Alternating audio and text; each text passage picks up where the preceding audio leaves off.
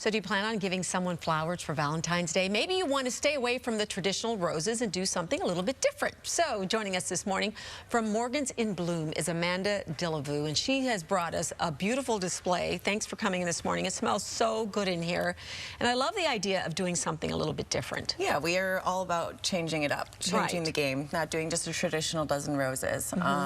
So I brought some stargazer lilies with some lisianthus. Okay, so say somebody wants to call and get flowers for somebody, and they do say to you, you know, I want to do something, excuse me, a little bit different, but I want something that's going to last a while. And makes a statement. What's the first thing you recommend? Something, it's a designer's choice, so it depends on who's designing. But for me personally, I start thinking, I ask them, is it high style? Is it classic? What kind of colors are you looking for? Do you have any allergies?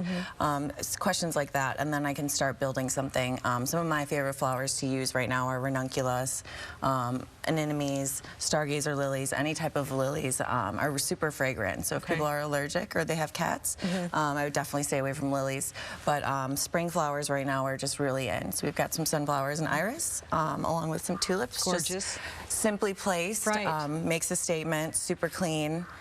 And these, I mean, these garden roses are beautiful. They look like peonies. Stunning. Okay, so, but that one really does make a big statement. And I love that you said you asked questions, are there any allergies? Because I would do just fine with those in my house, but my husband and my daughter have tons of allergies. And whenever I bring pretty flowers like that home, they're dying. So for those who can't have those, are these right here? Tell us what kind these are.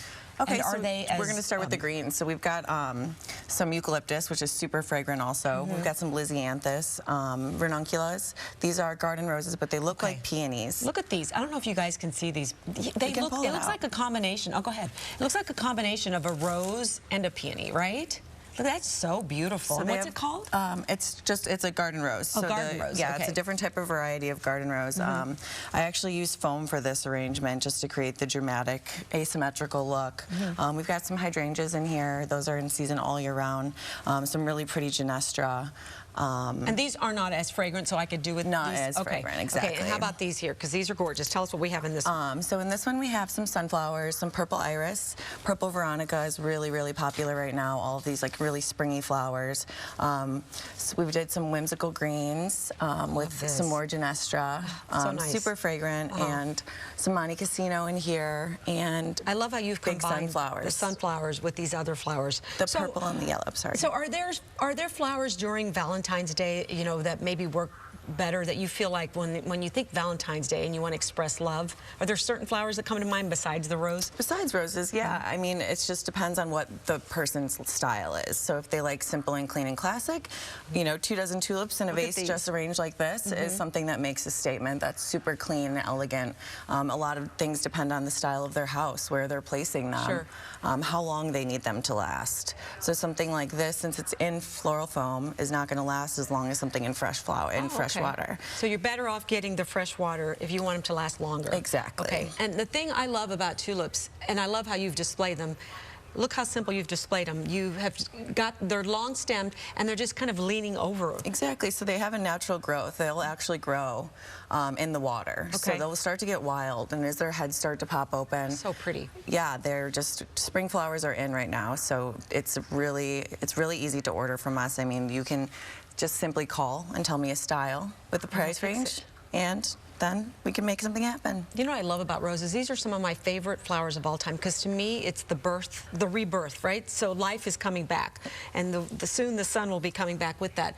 I have never displayed mine this way. I usually cut them short and put them in a smaller vase, and then I stick a penny in there. Do you believe in the penny thing? I do not. Okay, tell me why. Well, first of all, I was always told pennies help them open up. They do. So pennies will help them open up. Also, if you have a floral knife or a sharp knife, if you cut their heads, because they tend to droop. Right. If you cut the top of their heads just a tiny, tiny slit. Wait a minute, where? Like where? Like right, I'll show you what I got a floral knife right here. So you just want to cut their heads just like this. Let's pick that up high so everybody can see what you're doing. Just right here, just a tiny little slit.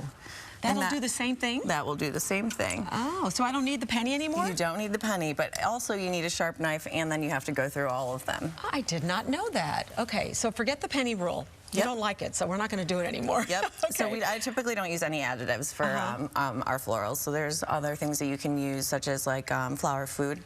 Sure. and I'm not for the chemicals. I'm a strong believer if you change the water every day, every other day, as soon as it starts, if you can't drink it, your flowers shouldn't be drinking it. I love that. If you can't drink it, your flowers should not be drinking that. Exactly. Wow, okay, well, I learned a lot this morning. Thank you so much, and happy Valentine's Day. Happy Valentine's Day Good luck. to you, so too. happy to hear the business is going well. Thank you so much for having me. Very nice. It's our pleasure, and I love flowers, so now I know what to do with mine. Thanks for your help. Still ahead on, and here's your website, actually. Why don't you tell us the name? Morgansandbloom.com. We're working on our online ordering. It's been quite a year, so we're happy to be up and running, and we look forward to hear from you. I love to hear when a small business is doing well, so our pleasure having you on. Still